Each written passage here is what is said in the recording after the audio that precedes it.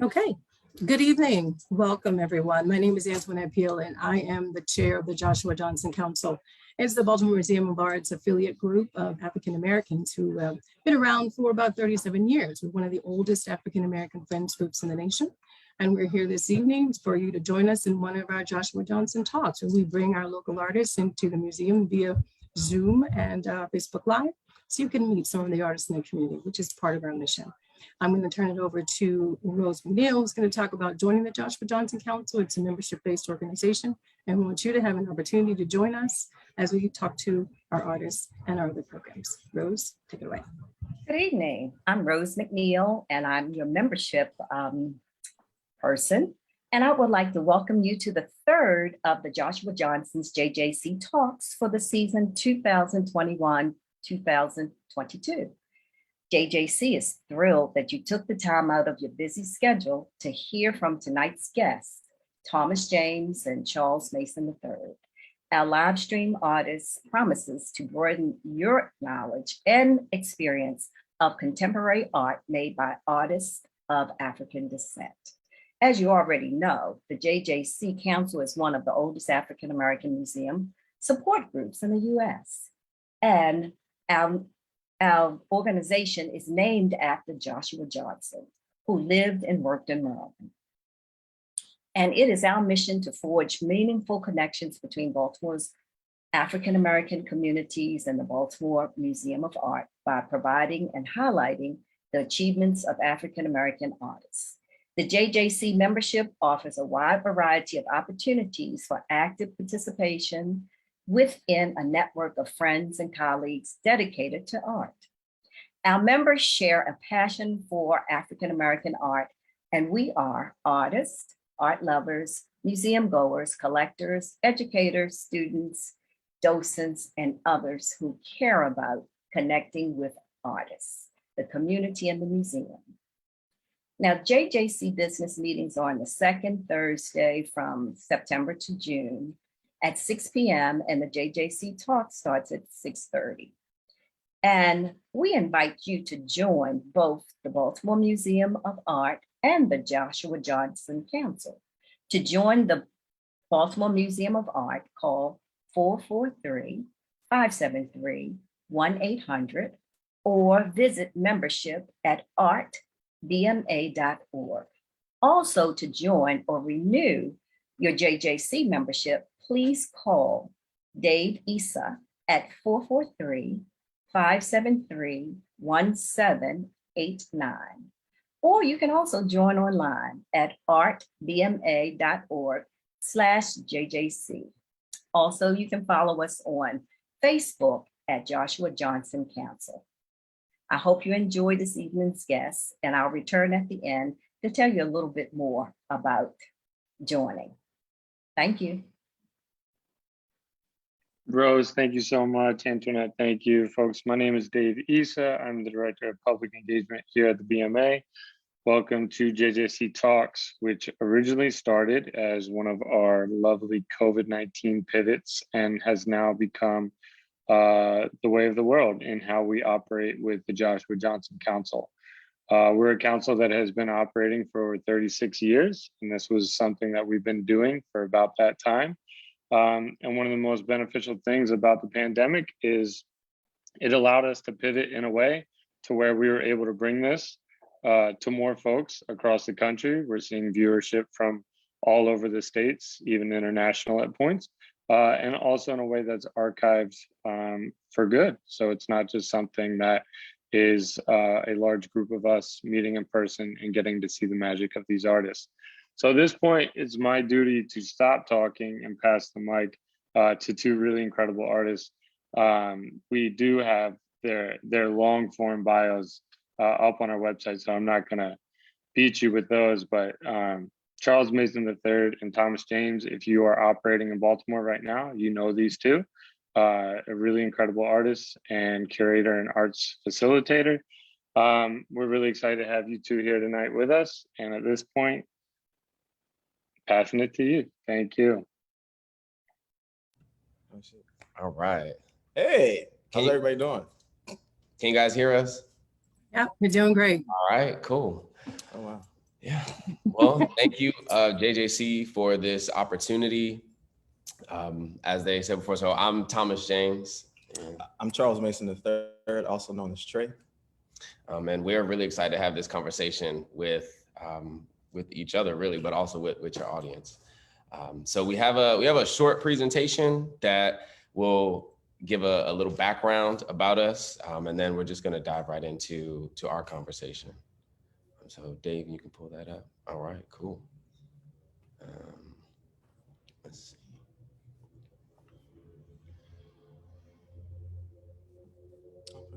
That's Trey's work right there. You want to start? All right. So, yeah. See, I did. Do you remember this?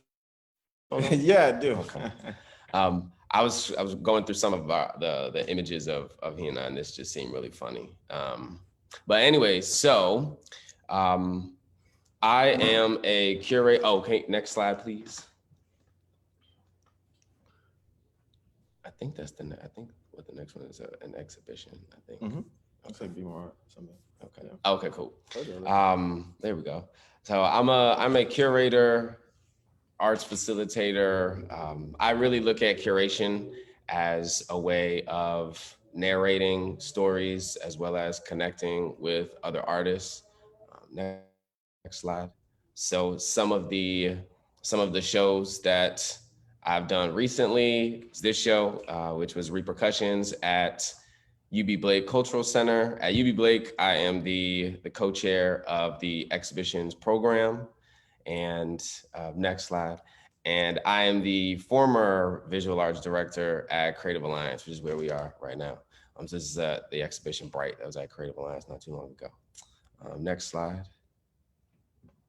Yeah, I really like this slide because this is one of my favorite parts about curating and the art world in general is connecting everybody. So, so here, most of these are images of different artists, curators, gallerists, folks that I've worked with over the years. And, that's to me kind of like going through that is sort of what it's all about.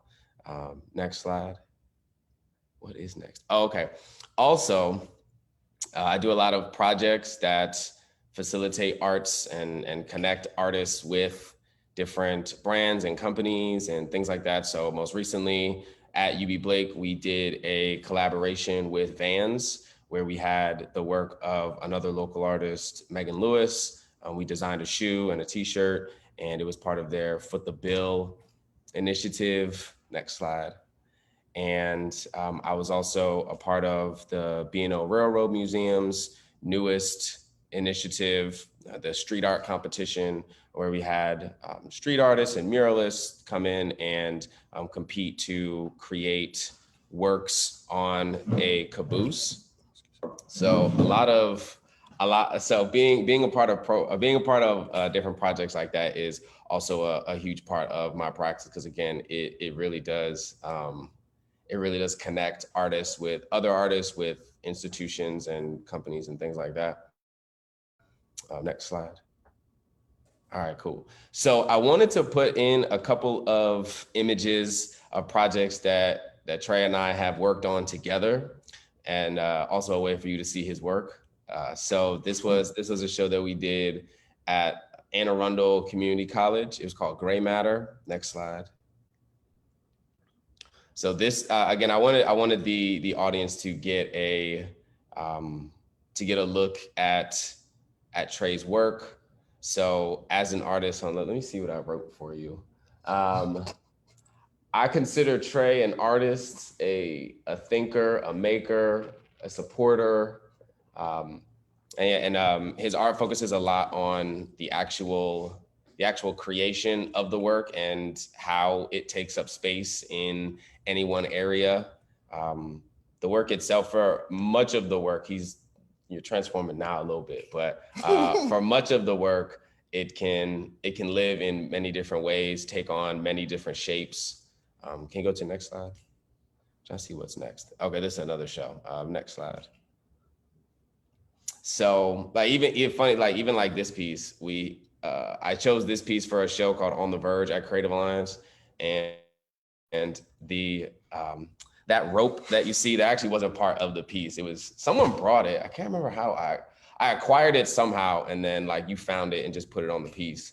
And then, and so now the piece had new life, it had new context. So you can sort of, I'm hoping, and all of you guys can let me know if this is doing, or you can, if this is doing your work justice.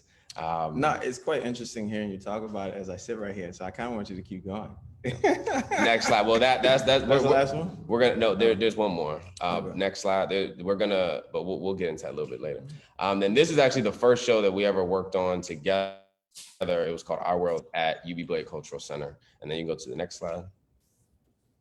And so this was the piece that Trey had in the show. And this is actually the first time that I saw him work on a piece, like installing it in real time, which was very interesting. And we'll get into that soon. But yeah, that's the end of the presentation. So we can just talk now. Oh, yeah. Really quickly, again, my name is Charles Mason III, also known as Trey, and I'm born and raised here in Baltimore. And I guess just kind of a speed up version of the bio. I got my associates from CCBC. I got my BFA in graphic design from UMBC, and I got my MFA from Pennsylvania Academy of the Fine Arts in Philadelphia. And so it's actually quite interesting to hear how you speak about the work, because these are moments that kind of have evolved over time. But I've never actually, you don't often get, as an artist, get to see or hear someone speak about your work and you're right there.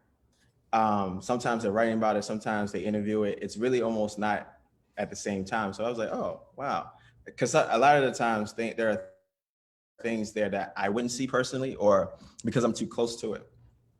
And so I would say that my work has changed and it's transitioned, but it's very much still thinking about taking up space and what that means. But I kind of think of the phrase or phase that I'm in right now, kind of going back to 2019. And it starts kind of with my father and thinking about what is conditional love and enduring, and what are those conditions for us to love someone. And I speak on this a lot lately because, you get in the show here and there and people want to hear you talk about your work. And oftentimes I don't want to talk about my work because it's so labor intensive. And that's something like Thomas and I kind of go back and forth, like, oh, talk about your work, this and the third. But as an artist, you are acutely aware of the labor you put into something. And what I mean by that, I mean, not simply like waking up and thinking about it or buying the supplies or drawing or sketching or painting or sculpture. There's a lot of intense labor that goes into this process, which includes all that, but also simply applying to things, getting rejected, having these conversations with friends and family or colleagues about the work. All of that is a part of the labor. And I talked about that a lot at the very beginning of, I guess, the time that I am, like my time in grad school, about the labor and time it takes to even conceive the work. And then on that added layer is being a Black person. And so that added layer of labor comes into account when people that don't look like me ask me about the work, because the work is so personal and so vulnerable to who I am. It's kind of intense for me to discuss it, because it's like you're taking a piece of me with you. And some of the things that I think about often are conveyed in the work. So I feel like if you spent a little time with it, then you would kind of understand where I am and the things in which I'm thinking about. And then I like to come in and maybe have a conversation with you, but only after you spend time examining the work for what it is. Oftentimes people have told me like, oh, you speak so well about the thing and you articulate it. All right, okay, that's fine. But for me, I need both things. I need to work to do the thing because I'm not always going to be in the room. Most of the time I'm not in the room. Maybe at an opening, if I decide to go, or if like the necessary things are happening, maybe in a conversation like this with Thomas, but a lot of times I'm not in the room. And so if someone is expecting me to be there to converse with them and talk about the work because it's so whatever, then maybe the work has failed. And maybe I have to go back to the drawing board and figure out what I want to do. What are the things I'm thinking about? What are the things that I'm interested in? And so just going back to my earlier point, right now, I'm so focused on conditions in which it takes for someone to be loved and cared for, that started with my father. And it started with me making flowers similar to the one behind me, kind of arbitrary, kind of just something that I would just kind of throw there. But I started to unpack that, what flowers could mean, mourning, death, life, love, funerals, and things like that. Grief. I've been dealing with a lot of grief lately, and grief including grieving relationships, grieving who I was and who I thought I was, and who I thought I would be. And all of that for me is in the context of the work, because I don't always feel like I need to say something.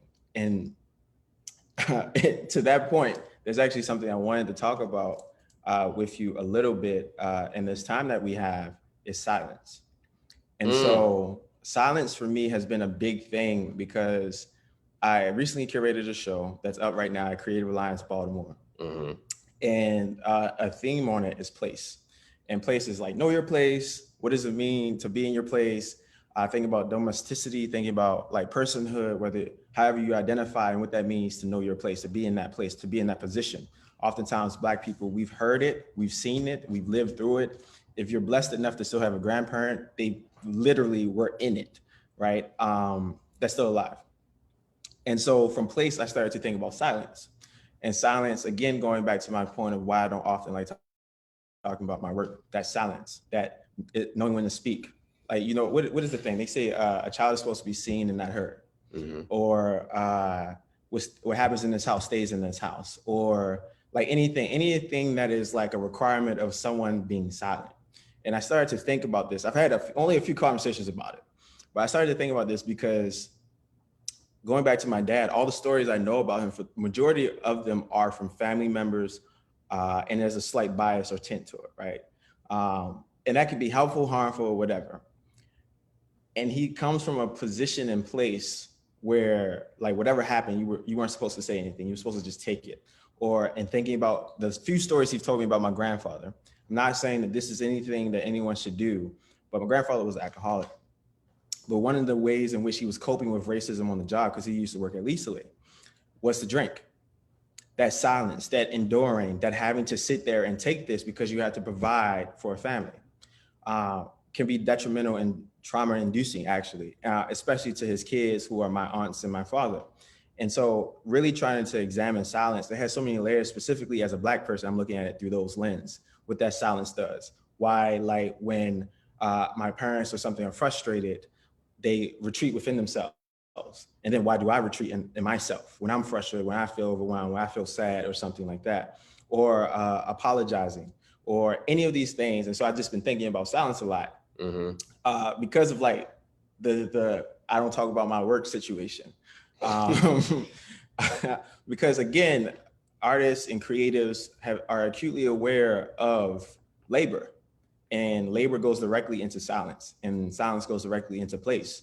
All these three words are very, I guess I'm unpacking them even as we're talking right now, are very important to how I perceive things, like how I was raised in particular. Like, you don't show anyone you cry or anything like that in public, or you don't say certain things out in public.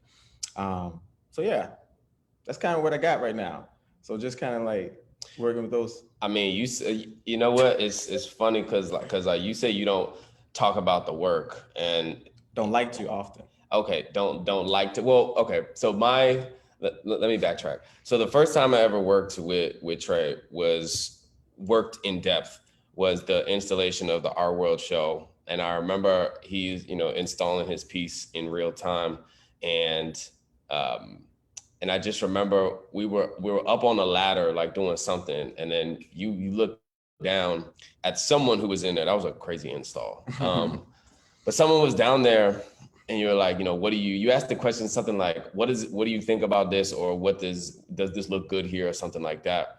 And it was funny because you weren't really asking their opinion as if you were going to listen to it. You were asking just like, I just want to hear someone say, I just want a reaction out of someone. Like, I want to see what it's saying. And so that was like, okay, that was like the first time I asked him. I'm like, okay. And then the next time, the first time that we did something that was more interactive with with an audience, we did a tour with Baltimore Youth Arts. Oh yeah, shout out G. Yeah, that was a lot of fun. And yes, everybody over there. I mean, Giselle, obviously, Gianna, and all them. but yeah, so the students were in there, and you know, sometimes when I do tours, the artists aren't always there. Sometimes I get lucky and there might be like one or two. So Trey was able to come that day, and when we got to his piece was the last piece that we explored. And so when we got to the piece, they had the students there were asking like, what is this? What is that? And he was not answering. And he was like, no, you go, you look at it and you come back to me and you ask me, and you know, and you tell me what you think, and I'll ask you a question, and then that'll help get to the answers. And so, you know, and I thought that was such a powerful teaching tool, and one that I've definitely put in my back pocket. But You make it seem like I'm difficult, man. no, you're very difficult. You are very difficult. Like that picture that was at the beginning of the presentation. That's like that's normally how our conversations go after I've given up on whatever the thing is. I'm like, all right, bro, like that's just how he is. But so and then going back to what you were just saying, I felt like I was at a very, like, they have this thing in Aspen, and it's called like New Thinkers or something like that. I can't remember what exactly it's called, but it's like not a seminar, it's like a conference where a bunch of like new, you know, people that are moving the world forward, and they speak about it. And I felt like I got like a little snippet of that, because you did a great job explaining your work without talking about the work at all.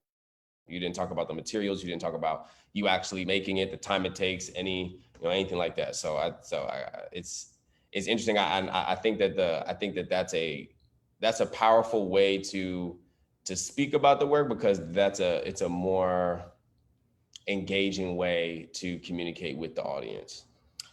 I think, and that day in particular was interesting anyway, because I think a young brother was like, "You're like the most famous artist I know," or something. Because I gave him some prints. Well, actually, you were willing enough to give them the prints that I gave you to them, to the students who had. That's true. Because I think either I didn't have enough or I didn't have them with me. Something like that. But I definitely ran out to my car. Yeah. And so that speaks to two things. One, I think sometimes folks who look at art are too ready to like ask the artist everything, are too ready to just go like, so what is this? How did you do this? I'm like, okay. And I think sometimes what we don't realize when we're looking at art is that we need time. We need time and we need patience. Like, of course, every show that you go to, whether it's in a museum, a fancy gallery, or around the corner, you're not going to gravitate to everything. That's completely fine. But the things that you do, you spend time with them. And even the things that you don't, spend time with them so you can figure out as to why you don't like that, or why you don't prefer that work. Because it's not really about good and bad in art. It's semantics. Because something that could be good, quote unquote, good to me, could be bad to Thomas. And so it's really just spending time with the work and figuring out how you feel about it and how you can digest it. And so with the students, it was just on some, like, I just wanted them to take a little longer to figure out what they were seeing, to figure out if they could understand any of the references in there, and not convolute their own perspective. Like, by me projecting or even saying what I believe the work is to be, I'm taking away all the other experiences. I'm taking away someone who grew up around tires or grew up in, I don't know, in a tropical area. I'm taking all these experiences away by just telling them right away what it is. Of course I know what it is. Like, I made it. Of course I know what I'm thinking about, but I'm so very interested in other things. And just the other point is about access. I can honestly say I've given away more work than I've ever sold at this moment in time in my life.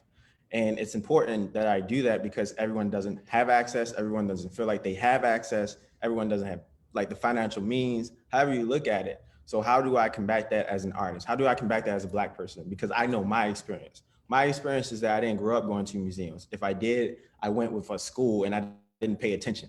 In my experience, even to this day, I still don't feel comfortable in all institutions. I get questioned. I get asked like, "Oh, what are you doing here?" This literally just happened to me at the Brooklyn Museum when I went to see a friend's show. Like, the security acted as if I was going into the wrong direction when I was there for a preview. I was there for a preview, had my ticket. Didn't even let me show my ticket before they were like, "Oh no, the museum's closed." Oh, wow. Knowing that there's a preview happening. Right. Literally. So they're like, there's no way you going. bruh, this is like a constant thing because of how I dress, because of how I look. Mhm. And it doesn't matter the complexion of the person. It's just so entrenched in our systems for docents and security and people to feel this way. Instead of meeting someone with at least an increment of grace, we're meeting them with, no, you don't belong here. And so one of the ways I've thought about combating that is to give things away. I know I've stopped so far, you know what I mean? I've stopped a little bit, but I'm still trying to figure out ways in which to allow everyone to have pieces, everyone to have work, everyone to have access to something. Whether it's doing monoprints, whether it's doing like fundraisers or something, I'm always trying to figure out other ways as to give everyone access to art, because we got to take it out of this position where it's only for the elite. It's only for this particular group of people. It's only for this, like, and it doesn't matter your complexion or cultural background.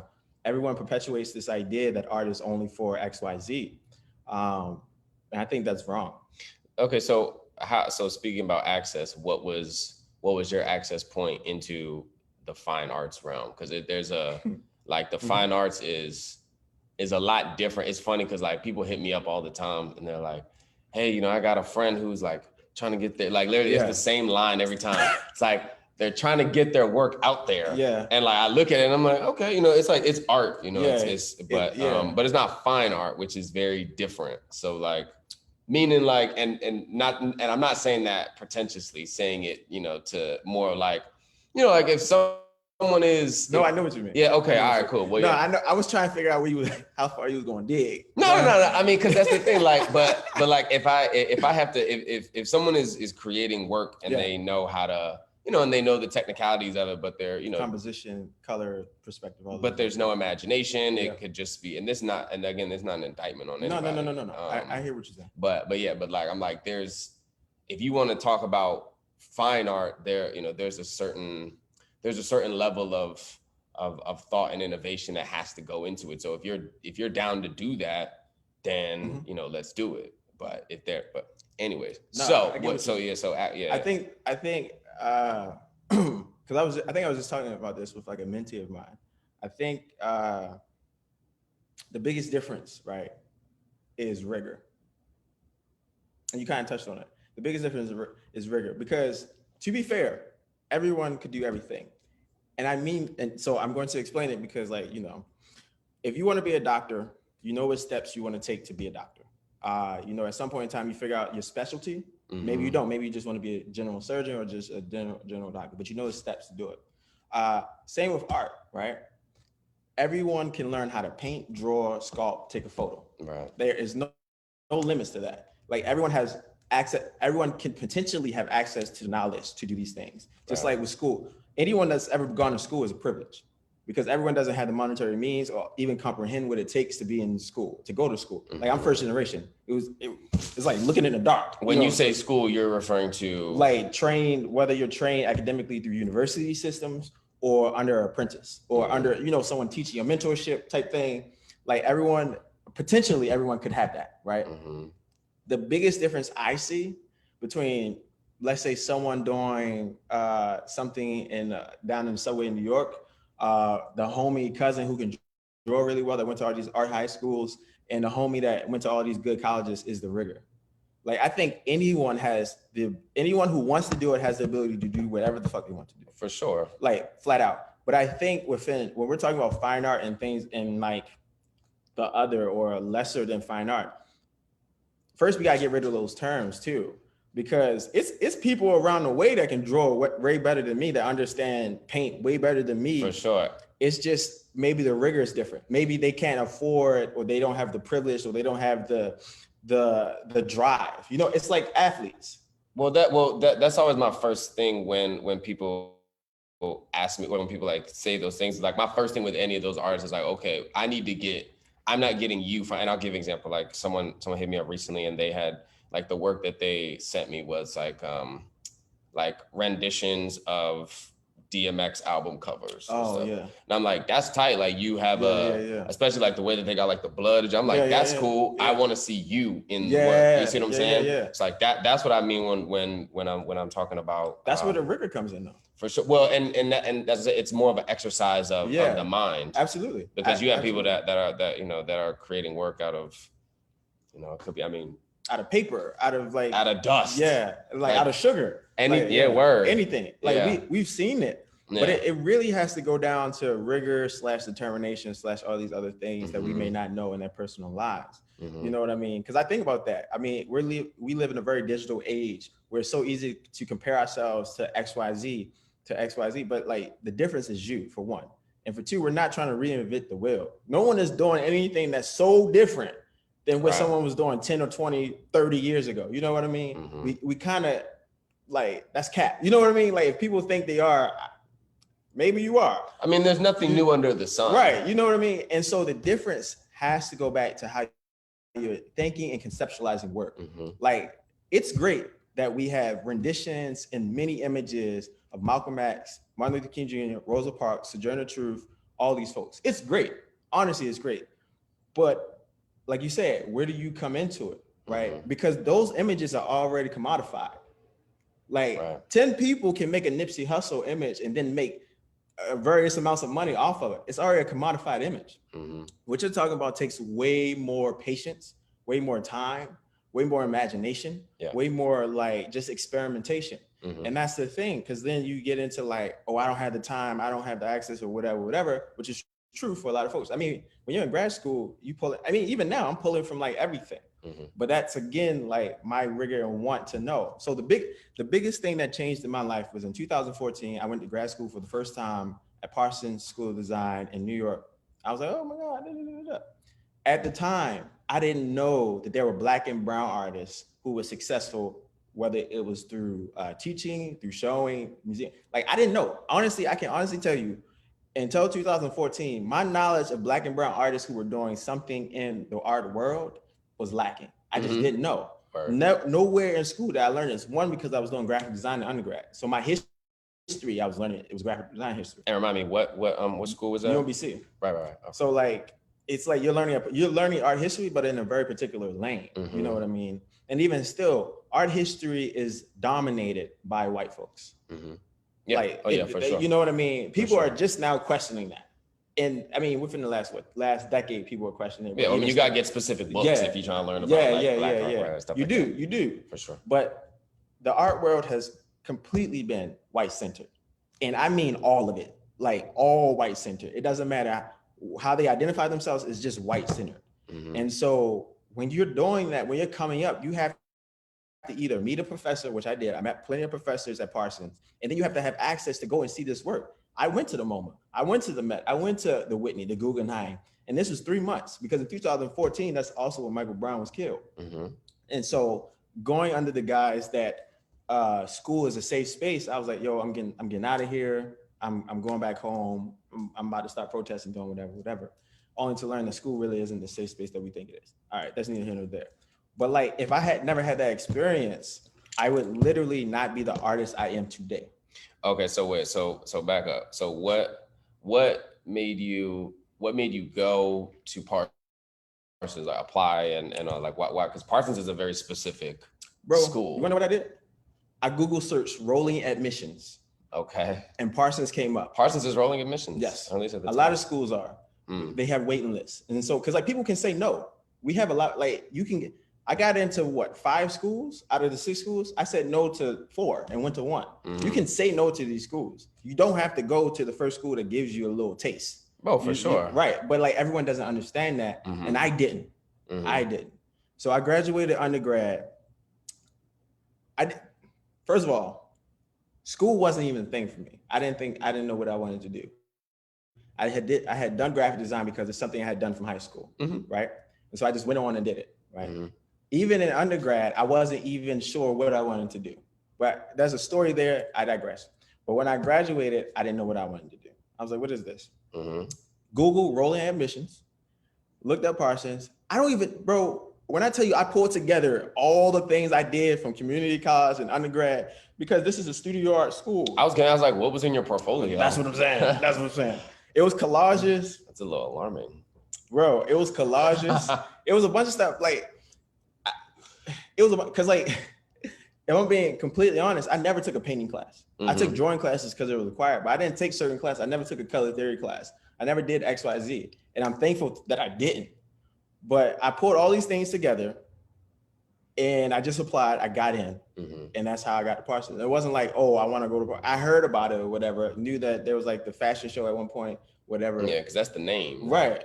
But like, it was literally just rolling admissions, Parsons, got in, didn't know what I was doing, had a mentor back from UMBC that helped me realize that schools, one, have money, and two, you damn near got to beg them for the money. Because like, so the type of lack, depending on your lack, if your lack is lack, you're usually good, usually. But if you're in somewhere in the middle where you got lack, right? You know what I mean? Yeah. But it's not the type of lack that they feel like they need to like give you something. Yeah, they like, nah, you don't lack enough. Right. It's weird, right? You it's no in between. No, for sure. I mean that's weird. That's but like she helped me like get into the school system. Right, and pay for it, and only for me to learn years later that like there are these big like schools. So I tell students now all the time, like if you want to go and get your MFA, it's cool to be in New York, it's cool to be in these different places, but go to a school that has a big football team or a big basketball team. They got a lot of money, like, and it's a waiver tuition fee waiver school. Rutgers, University of Michigan, University of Indiana, University of California in San Diego, University of California, UCLA, like all these schools, UTA, like all these schools that have big football teams and basketball teams because they have money. Right. Like it's not nothing. Don't go to private art school. I did that and I'm gonna be paying for a long time. Okay.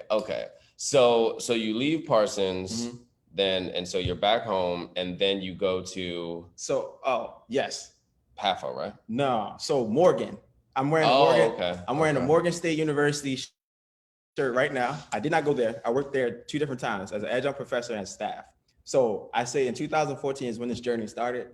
In 2014, I am the artist I am today because of that experience. At Morgan? No, at Parsons. At Parsons, right? Okay. Because of that experience. But when I came back, I worked on this Inside Out project with someone named Christopher Metzger, who works at Stevenson University. A really cool dude. And I kind of like met a bunch of people, faculty, E.L. Briscoe at this site. I then worked at Morgan State University.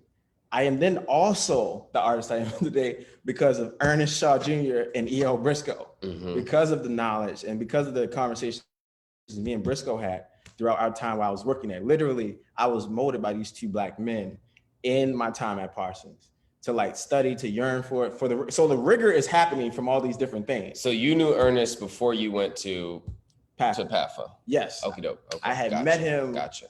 2000. I think I met both of them in 2015 or 16 or something like that. But like it was something I sought out because all my mentors at UMBC were white people. I needed Black people in my life. You know what I mean? And so I had to search it out. I had to seek it out. Right. And so by doing that, I was going different places and like, you know, talking to different people, introduced to this person, whatever.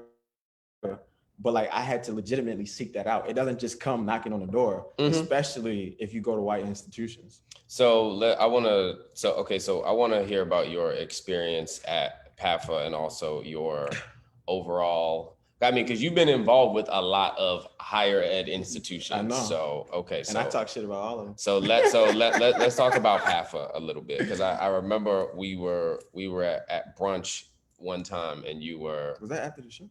Yeah, that was after the 9 a.m. talk, and you were talking about a snippet of your experience. I want to talk about that a little bit more because I think it's interesting. That's actually because that was not the first time. Was that the first time I openly said to you I didn't want to talk about the work? No. But we was it. That's when it was me, you, Ernest, and a bunch of other people. Yeah. All right. Omalara McKinley. Yes. All right. It was the whole squad, right? Yeah. All right. Yeah. Like I'm remembering everybody now because I remember like we got food. Yeah. Shout out to Ernest. That was a fun one. But so my experience at PAFA, I am a Black person, so I start there because my experience at any white institution starts there, right? And so there was a crit I had. It was like my last semester, second last semester. And so one of my favorite artists, I think about literally every day in some capacity, is David Hammonds. That's my favorite artist. And so, all right, I'm gonna kill this now. But that's my favorite artist. And so I was listening to an article, or I read an article about him. And he said, I want to say I read it. It was either in the 80s and 90s, 80s or 90s. I think it was in the 80s. I think I have it over there, where he talked about making work for Black people. Mhm. Like, this work is for Black people. So me and my infinite wisdom, I say that in my crit. Like, the focus, like my audience and who I'm thinking about looking at my work, who I want to look at my work, who I want to like pick up on the things I'm putting in there are Black people. It's not for white people. I said that in my crit. Mind you, my critics were like all white. Right. And most of the people in my crit group were all white. No harm to them or anything, you know what I mean? But it was just like, that's who it was. I mean, we always are thinking about our audience either unconsciously or consciously. In some capacity we are, right? Right. And so I said that, and for 20 minutes, literally the conversation was not even about the work anymore. Mm-hmm. It was about the fact that I said my work is for Black people. Mm-hmm. Literally went off into this long tangent about everyone wanted to like bond with me and talk about their upbringing and talk about how they can relate to this and this, that, and the third. Yes. Okay. Yes, there were white women telling me, trying to bond with me about their experiences based on why I said this is for Black people. Mm-hmm. They was like, but how could it be? I can see this work, this beautiful painting, this thing, da da da da da. But I was like, that's not the point. Mm-hmm. I understand that you can see. I understand that you can. The reason you can is because you have this art historical background. Like you have this academic background where you can chew on. You collect art or you think about art. So you can access my art based on its aesthetics, essentially, like composition, perspective, line, things like that, like scale. You can access that. Everyone cannot access it in those same terms. Right. But when it comes to actually what I'm interested in talking about, it is only for Black people. Mm-hmm. Like the nuggets, the things I put in there are only for Black people. And I know it is working because when people look at my flowers, they don't think about, oh, springtime. Mm-hmm. I had a white person that thought that. They don't. About springtime? Yes. Okay. Looking at my flowers. Okay. They don't think about that. They think about the things of mourning. They think about death. They think about funerals. They get it. And not before I even say anything, I've had conversations with Latinx folks, with Black folks, with all types of folks. They get it right away. Right. Without you having to say anything. Anything. For sure. Okay. You know, and so then that's again going back to the labor. Who's the labor for? The labor isn't for you. Mm-hmm. The labor is for them. Mm-hmm. And so you're forcing me, you're like, I'm even pushing weights up because you are interested in knowing about my work when my work is even for you. Mm-hmm. Mm-hmm. Not all, I say that all to say that I have collectors that are both Black and white, but again, they digest it differently. Mm-hmm. You know what I mean? It is my hope. It is my dream. I am thankful for every Black person that has bought something from me, that has like confided in me, that has like, you know, like, because they're purchasing the work, yes, but they're also investing in me. Mm-hmm. They're invested in me. Investment in me means way more than anything else. Mm-hmm. Like, and if they're out there looking, I am truly thankful for you. I will not say names, but I am thankful for each and every one of you because without you, it wouldn't be me. Like, I respect it and understand white collectors and things like that, but it's just not the same. Mm-hmm. When I know the work is going to a Black home, I know it's going to be like appreciated. Yeah, it'll be reviewed differently. Absolutely. For sure. So that's like that's one of the powerful things. Mm-hmm. Yeah, I mean, I think that's one of the most interesting experiences. Because, you know, like, and I've spoken about this before because I've done a lot of critiques at many of the different local institutions mm-hmm. and, you know, different states and stuff like that. And with me, it's interesting because, you know, I can critique people from all over the world, all over, you know, the nation, wherever. But especially when it comes to Black artists, you know, they don't get that level of critique. And me personally, it could be because I'm a Black person, but like, I think I'm like, yo, these critics are just lazy because, you know, like, for me being able to, like, I remember I was doing a crit in New York, and there was an artist, she had this whole display of like the sky and stars and mm-hmm, stuff like that. Mm-hmm. But then she had this book, and she chronicled her parents dying. So like they knew they knew that they were going to die. Yeah. So I think they both had cancer or something. So like she took like maybe like 40, 50 pages worth of very intimate images of like them visiting the doctor or them just sitting at the table, them like, you know, curled up on the couch and all that. And anyways, and so when I'm talking to her about it, I'm like, this is, you know, you have something here. Like, this is beautiful. Like, I can visually see it. As you I was looking at it. I'm like, you know, I haven't had that experience, you know, as yet, thank God. Yeah. But like, just look, I'm like, I'm connecting. I'm like, I want to cry, like looking at this. And she's like, you know, no one's ever looked at it like that. No one's ever, you know, like, I didn't even know if I was going to put it in the show, blah, blah, blah. And I say all that to say that, like, the way that I see critique, I'm like, that is the most important thing that any arts appreciator can offer an artist. Mm-hmm. And at a lot of higher institutions where people are, they're paying for that. They're paying to get to understand, to get better. And I like a lot of critics, I feel like, are just lazy because they don't take that time. Like they would rather talk about themselves to you, and why they connect to the work in whatever way, instead of asking you. I mean, a simple question. Did they ask you, like, well, you know, like? Oh, eventually got back going, but because someone said it had been like 20 minutes of us talking, right? Because like, so that's why I teach. I don't actually want to teach, right? I am teaching next semester at a school, but I don't actually want to do it. But I know why I'm doing it, right? I do it because of this, because I have mentees and I have mentors who told me why they did it. Mm-hmm. Like another person who directly contributes to who I am is an artist by the name of DDA William. We was at lunch. It was me, two of my like really close friends, and like a visiting artist that came, and we're talking. I basically tell him I didn't want to bother him. Like, because he was the only, DA is a Haitian immigrant, queer, big black dude who's so fucking smart, right? And everyone says they went to my school because of him, right? I get it. He's smart. He was a Yaley. He went to Micah, whatever.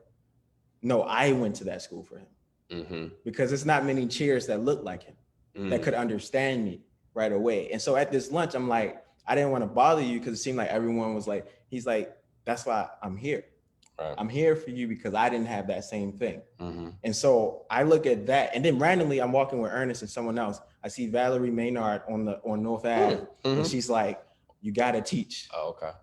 She's like, you gotta teach. Like all these different scenarios to say that, like, the reason that I even think and do teach is because I need to be the thing for when I didn't happen.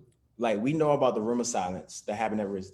At least most people do, or some people do that. If you look on Vimeo, and type in room of silence, and there's a bunch of Black and brown students from RISD who talk about how their crits go. And their crits are literally silent. Right, people don't know how to critique the work. Right. Because they are lazy. And lack of a better term, they are lazy because they can only access it purely based on aesthetics. That's it. They can't access content. Like, you were ready to cry because you understand grief. And if you ain't never lose nobody, if you ain't never had to be oppressed because of the systems, if you ain't never had someone look down on you, if you ain't never almost got kicked out of a place, if you ain't never had someone think you were stealing your own car, then you don't understand these things. If you can walk through life smiling and cheery every day, you don't understand it. You'll never understand it.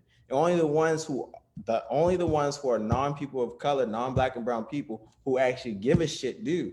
Right. You know what I mean? Because, like, it takes work. It is, again, that labor to have those conversations and to be okay with being wrong.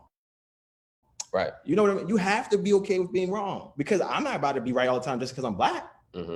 I might be completely off and be like, oh, are you doing this because of this, that, and that? They're like, nah, but I appreciate the way in which you came about to this response or something like that. You know what I mean? So I'm wrong, but they feeding me information, and then I can go on from that and then critique that. Right. Mind you, I didn't always like critique because it was a bunch of white people talking about work. Yeah, I mean, I could imagine. I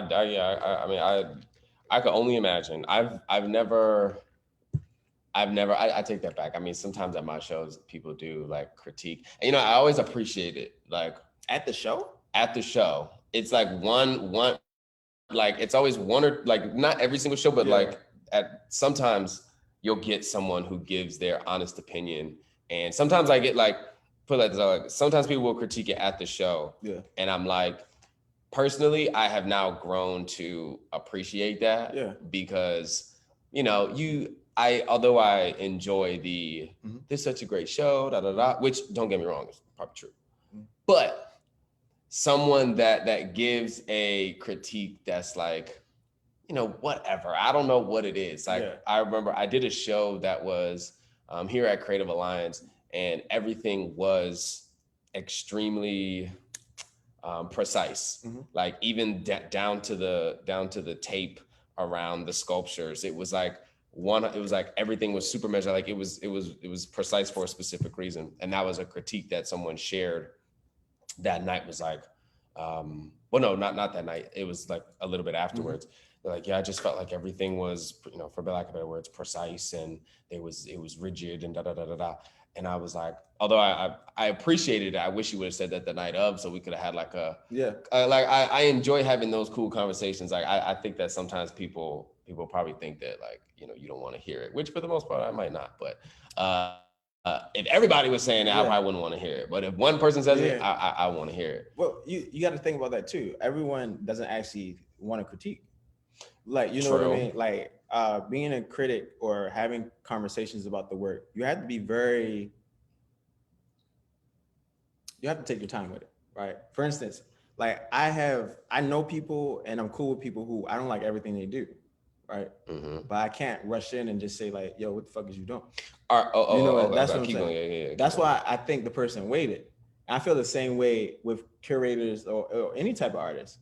Like you have to kind of, or at least I do, consciously, there's a lot of things I want to talk about with art and artists and things like that. But I kind of wait. I kind of wait and I kind of sit with it and be like, oh, okay. And so if they ever ask me, I'm ready. Because I'm like, oh, I've been waiting. You know what I mean? But when they ask me, I know that they're ready for whatever I got to say to an extent. Because I understand my tone, I understand my personality, I understand like sometimes it can come off a different way than what I actually mean it to. But I try. And so that's the thing, that's the one thing about critique. So that's why I made that face when they said at the show, because there's like, I hate to say there's a time and place, but like not all the time are people receptive right away, depending on how they say it. And that's very true. Personally, I've been a part of so many shows now that it's like you're way more receptive to I'm way more receptive because I'm like, it's more of like I've done so many shows. I'm waiting for something like that. I mean, granted, I'm also waiting for just honest response in general. Like there are folks that like, I love it when people tell me how they are connecting with the work or like that. But I always enjoy, I always enjoy sparring to a certain degree, like, but no, but you are right, because I think also with artists, curators, creatives in general, because there is so much labor that goes into it. Like even just to get to an opening reception, you have to do so much work before you get there that most people are like, this is my night off. Like I'm chilling. Like I don't want to hear what you have to say. Absolutely. Personally, I guess I've grown, because I back in the day, I probably wouldn't want to hear that either, to be honest. But you had to grow too. Yeah, of course. Yeah. That's the only way. But what you're saying is true. It's so true. Like, and I hope the folks who actually are tuning in or who are listening, don't take this as a time to just attack you every time. Not attack you, but to just be like, oh my God. So tell me, you know what I mean? Because I don't think that's what you're saying, but that's also like, be gracious. I guess that's the undertone I'm saying. Be gracious. Like no matter what, just be gracious. It doesn't matter if you hate the show, just be gracious into how you approach the person who curated it. Like the one at Eubie Blake, dog, the one you just curated, not this one, but the one before then, with all the sculptures, I was just, man, I honestly, everything else before that was the warm up. That was like a pinnacle from an observation perspective. For sure. From a person looking at you outside in, did I see that as like a moment where that's the semicolon, that's the you made a statement and this is where I'm trying to go from here. You know what I mean? Like, and there were quality shows I saw throughout that time, but that one made a particular statement. It's almost like able to like more efficiently digest the things that you're interested in and then be able to contact. And that comes with like experience. Like, you know, more people now, you able to travel a bit more, or because of the pandemic, whatever the reasons why, the execution and the way in which that space was used was different. It was fun. It was inviting. You know what I mean? Like, these are things that not everyone is thinking about, how you're moving. Like, a curator is almost like an installation artist. For sure. You know what I mean? But not, if you don't think of it that way and you think of it just placing objects in particular positions, that's all it ever be. Objects in particular positions, you know what I mean? But if you think about it as actually telling a whole story, where even if you feel like something will fall short, you have something to counter that. You know what I mean? Or you kind of like, cause like, I'm also an artist. So it's like, I want it to be this, but then you're like, well, we can do this. And you're like, but I needed to be this. And so it's like this tug of war, but like only people who have grown, who are willing to take risks, who are willing to do the work will get a show like that. You know what I mean? We'll be able to find the right artist in the position to do these things. And of course, like, you know, there are growing pains and everything, but that was like there are certain moments in that show that just really stuck with me. You know, I have to say, right, you know, that was probably, I also do feel like that was my strongest show to date, because it was real, because one, I had, everything was, you know, from the writing to the installation. I mean, it was really everything that I had learned over the last like few years really like funneled into one. And like I said, I mean, but that and that also comes from harsh critique from people whose opinion I care because they care. Yeah. So, you know, like the people whose opinion I truly value, when they say something to me, or I'm like, oh, you know, it makes me like, okay, I need to tighten this up. I need to improve that. And again, that's what, you know, I was thrown into, not thrown into, but I was, well, I mean, to be honest, when you work at Creative Alliance, you are thrown into the fire. But I was thrown into the fire to a certain degree, to where like everything became school, everything became a learning experience. So, you know, you have to, I had to make a lot of those adjustments on the fly. Yeah. But again, you know, that's something that, I mean, I was blessed enough to be able to get paid to do that. Yeah. And so like, if you're a student, going back to higher ed, if you're a student, it's those experiences that you should be paying for. Like, it's like, I'm paying you, so you should take your time to critique my work in a way that is going to be helpful. Yeah, helpful, substantial, like impactful. You know, again, even if, you know, you get a harsh critique, you go home and cry for a little bit, you know, you're going to grow from that. I want to like say that maybe it's not harsh, because like I feel like I've known people that wanted to go to school and get really tough critiques and things like that, right? When I was in grad school, they were like, "Oh, I want to cry, I want to do this and this and third," and shut up. You like want to. Like, in reality, the only people I know while I was in school that had quote unquote harsh critiques were people not doing shit. You know what I mean? And I mean, there's this falsehood that we have to, as artists, we have to know everything that's happening, everything that's going on, every reason and rhyme and things like that. I'm not saying that the majority of the time we don't, but that takes time. You know what I mean? Like, you said you're learning after these couple of years, that takes time. You're not going to know right away why you're using this material. It's like, oh, it's cheap. You know what I mean? Okay. Like, it's the bad critiques come in when students don't really know what they're trying to convey. They're not sitting with their self. They're not sitting with their thoughts. They're not sitting with their own personhood to figure out their position in this whole like matrix that we're living in, whatever. They're just kind of like, oh, I've been doing this for so long. Like, oh, it's good, you know, because it's technically good. I mean, there's a lot of technically sound artists that aren't showing nowhere.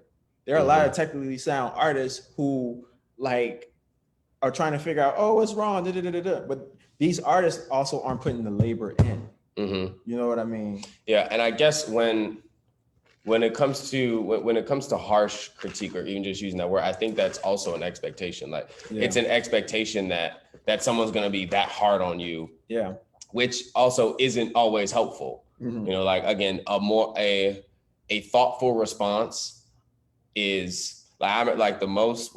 I think it was. You know what? For the repercussion show that we were just talking about. So I wrote a whole statement, like, and I've been working on this statement for like at least a month, and I read it to Giselle, my partner. I read it to her, and she was like, "Okay." She's like, "Okay, well, why don't you tell me like, you know, more about like whatever."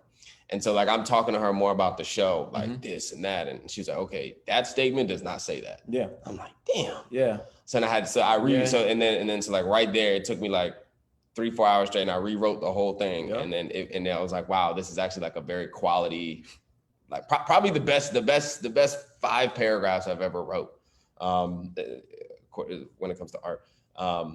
Nah, but that's it though. And that exactly, That's and literally that's it. But a lot of that, but again, a lot of that comes from you know someone who sees the shows and who actually pays attention to not only the work but also pays attention to me. Yeah. So if you have, whether that is a mentor or a professor or whoever, or just, you know, anyone out in the world that can, you know, because there are critique groups and stuff like that. So there, again, I think going back to art is labor all around. In order to help someone or to give an honest critique, you have to work hard to understand it, to stop, think, ask questions, and you know, and be willing to say, you know what, I want to see you push this further. Yeah. You know, which again, it's I keep going back. It's just very unfortunate because again, I didn't go to art school, so I don't know what. No, what you're talking about is what we go through, but it's so hard to kind of condense that, right? For example, I can only speak on my program's behalf, but we had like standing critics who were like critics in resident who we would see every so often throughout the semester. So because of that, they would critics in residence. Yeah, okay. They would like they would know our work because they met with us, and we also had classes with them. Like they were like adjuncts or whatever. We had classes with them, and then we had visiting critics. The visiting critics were different than the visiting artists because visiting artists was only there one time. The visiting critics would come 4 times, right, or 3 or 4 times, right. And so eventually, by the 3rd or 4th one, you might get a really good crit, right, because they know your work. Right. So the only way that I know to quote unquote speed up that process is that, like what you're saying, you literally have to deeply invest in the person you're meeting with. Like it's basically you can have a co-read or you can ask for like, let me see the student's artwork or whatever, so I have an understanding. But in that time, it's either between 30 or 40 minutes. In that time you're given with this particular student, you can't change everything. You can't help them solve all their issues. Right. You can't help them figure everything out. And so for me, it's like, I want to get to the meat of the thing. We don't even got to talk about the work. We can just talk about why you want to do what you want to do. And I found that that's even a hard question sometimes because people aren't asking the right questions. And so like you're saying 100%, you have to completely invest in that student that you're talking with, that you're with. And that labor is a lot. Even if you don't like the work, then transition. All right, maybe you're not feeling the work. So just invest in who they are and figure out why they're doing the work that they're doing. Yeah. And then once you learn that, your appreciation, you just gain some appreciation. And so now the work looks different. Now you have a different lens, a different way of looking. What was your communication with these critics before? So I'll give you, and I kind of want to, did they ask you like, what do you want to talk about? You can kind of dictate it like that, depending, right?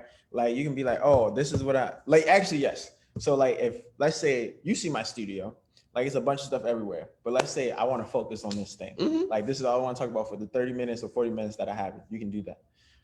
It sucks though, because like as a person who's visual, I'm looking at everything else around, and I'm like, you sure you don't want to talk about anything else? Because this is directly influencing the thing that I'm looking at. But only you gotta like, it's like choreography, right? Because you're dancing, you're figuring out, because when you're trying to build trust instantly, and you're trying to figure out and get to the meat of the thing instantly, right? Yeah. And so when I go in the studio, I'm looking at everything. I'm looking, even if we're only focusing on one thing, I'm looking at everything. I'm looking at color, I'm looking at space, I'm looking at scale, I'm looking at whether or not it needs to be a painting or drawing or whatever, a sculpture. I'm looking at all the things which you read and which you may just have laying around, because it's our minds, right? And I'm looking at it. And so even if we're only looking at this one thing, I'm like, all right, I can see what they've been thinking about. I can see how they've been feeling. You know, I can see like, oh, color, like this particular color is showing up. I can see like, this is what I'm saying. If people actually paid attention to the work, everything they need to know about me is there. So why do you think they aren't paying attention to the work? And or if that has been your experience, why is that? Why have people come in here and not invested that time? Because I mean, you're assuming they're taking their time out to do it. They might be getting paid. You would think that people would. You think, right? You would think. I don't know any other way, but that's what you would think. That's why it's always interesting to me to hear the artist's perspective, because I'm like, I always leave the critiques and I'm like, I hope you got something from what I said, but I don't know. I just like personally, I try to be the most mindful and let me experience it, and then we can talk about whatever you want to talk about. But yeah, I don't know from y'all perspective. So I think some of that stuff is just a part of it, like functioning as a human being, right? You may not like your job, but you go to work, right? So you may not know what you're getting yourself into, but you like critiquing work. But if you're a critic in residence, that's a conscious decision that Absolutely. Who would do that just because they needed to? You don't need to be a critic in residence is like, do you need to be an artist in residence? No, you could stay you could make work all day that people want to see and whatnot, or do commissions all day or teach or whatever. You don't have to do that. Maybe you do. I don't know. I'm under the impression that if you're a guest critic, that'd be more like an honor rather than like, oh, this is my job. Like you can't be like an artist in residence. What if you did it for 10 years? What if you did it for 15? What if you did it for 20? Would you still feel the same way? How could you be a guest critic for 15, 20 years? Because they're also adjuncts too. You gotta remember, they're also adjuncts. Okay. Because they're critics, but they're also, I use the wrong terminology, but they're like, because they kind of are critics in residency, but like in the sense that they also critique and teach classes. So I get your point. Outside of me changing, like I get your point. How could you do this thing now? Okay, well, something. Okay. You know what I mean? Yeah, even if they didn't work at that school, how can you do the thing if not? You know how?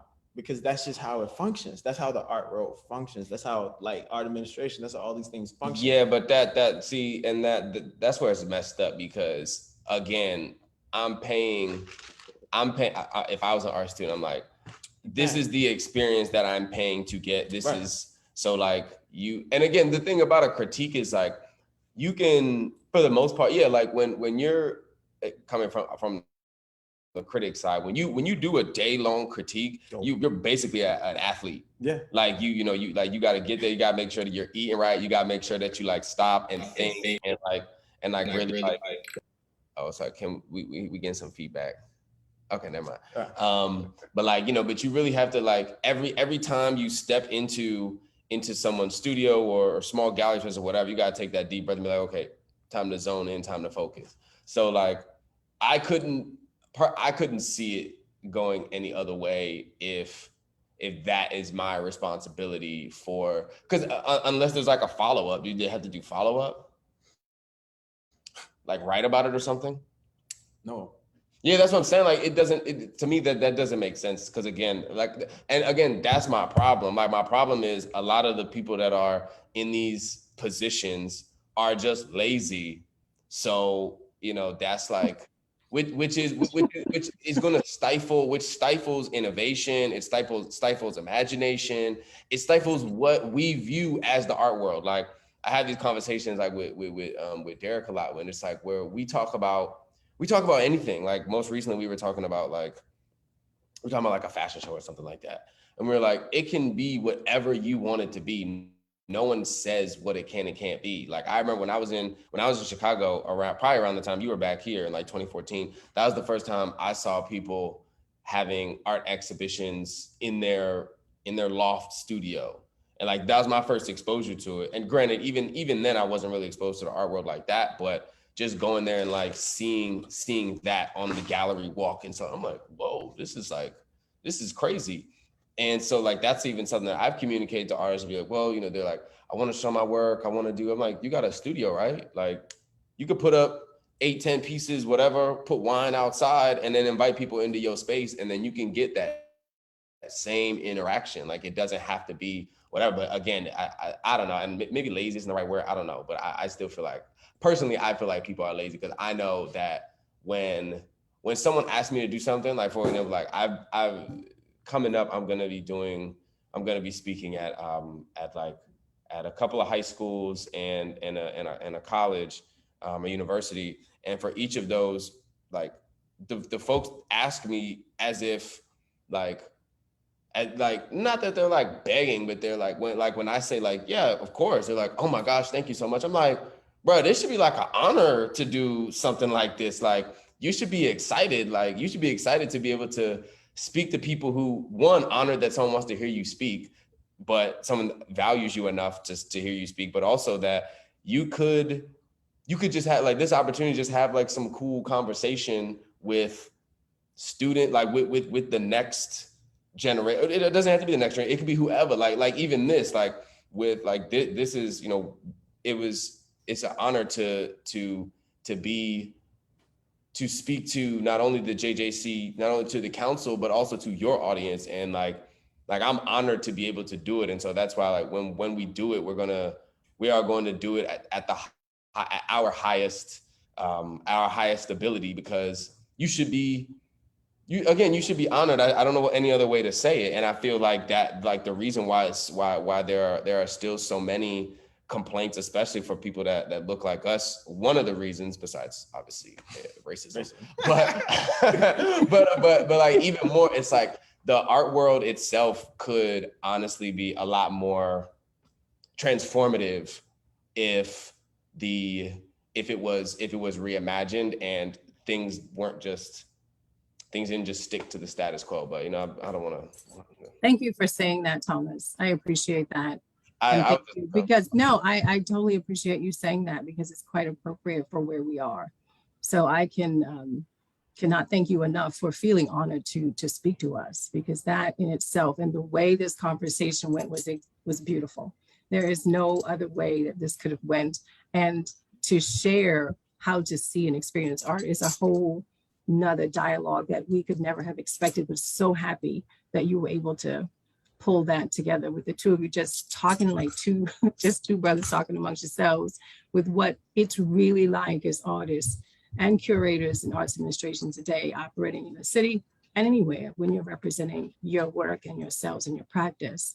And we did have several comments. Actually, you mentioned giving something away, Trey, and Ernest Shaw said he wanted a piece. and Sean Champion also is out there, and she actually said she had one of your originals and wanted to know more about the flower series. So you do have some fans and some collectors. I know, Thomas, you talked a bit about what you're doing next. Trey, I know you've got this show going on down there in Creative Alliance, but you know what I can appreciate so much about your philosophy is for people to really get to know you, get to know the work in silence, and just be and experience that is a magical way. And I think the only way to truly understand what art is and how it is to speak to the individual. That in itself is a story that isn't always told, because it's really commoditized in a way we don't see the soul of the work unless we spend some time with it, and then time with the artist, and then put those two things together to really understand and appreciate what art is and can be in its most authentic way. And so I thank you for bringing that truth and authenticity back to the art space and being able to be as honest as possible, as I only know you to be now. This is like my second time actually talking to you, one with a mask, one without. And you were just as honest then as you are now. And I appreciate that, because an artist at his core is really giving us the core of themselves. The soul of them is really what we see in the installations that are put together by the curator and the artist who creates the work, because you're really sharing your soul with us. And I thank you so much for doing that. We could have went on, but I know. I didn't even talking for an hour. I didn't even realize. We were totally caught up in the conversation, and really I wanted to continue the conversation. And I hope we can do it again, because I really felt like, and I'm going to speak for the members who are on the call, as well as those out in Facebook Live, that they could also get something from this. I mean, what you shared was how to experience art in a space. And even though receptions are great, they actually let you know who came to support you.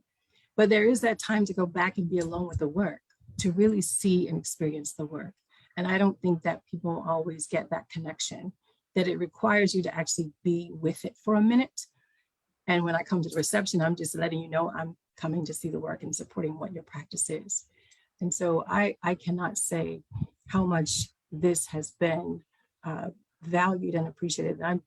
I'm honored that you were willing to take that ask back at Sean Champion's show in the gallery at Eubie Blake, that you would say yes to this, and then we can follow through. And Thomas, thank you so much for introducing me to Charles Mason III, AKA Trey. So I will ask this, as I ask all artists, how, if people did want to get in touch with you, get a little time, spend a little time, how we could do that. Because if I could add to my collection, I'm certainly open to that. So I just, but I want to spend time with the work, because that is very, very important. Because even when I buy work, it has to live in the space in my house first before it gets hung someplace. So I get that. I resonate with that completely. So I'm talking too much now, but I just want to say I really do thank you and appreciate you so much for being a part of this conversation. That the BMA's JJC has had the privilege of even being with you tonight. So I thank you for that. I do know that Rose usually gets back on and talks to us about membership, but in time's sake, we're going to kind of pause on that and just let people know they can go to artbma.org and look under affiliates, and they will find JJC there. They can get to Thomas and Trey through. We want to share how we can do that. If they want to come and see your show down at Creative Alliance or connect with you at Charles Mason at your website, then we can do that and make sure that that is available too. But you've taught people some things today. Somebody put in there, preach, brother. So there were comments about what people were actually learning from you, Mr. Educator, who I don't want to teach, but I'm teaching. And you had the teacher of all times. When Valerie Maynard says, you got to teach, you got to listen, right? We're connected in so many ways. I cannot begin to tell you the number. I did go to Morgan too, just saying. And Chris Metzger is my neighbor. I'm just gonna put that out there. Just put it out there. What are the chances? Right. So it's all destined, right? Again, thank you both so much for participating and joining us this evening. It has been a pleasure and a blessing for all who listened and participated with us. So for that, I say thank you. And to our Facebook Live audience, we say good night.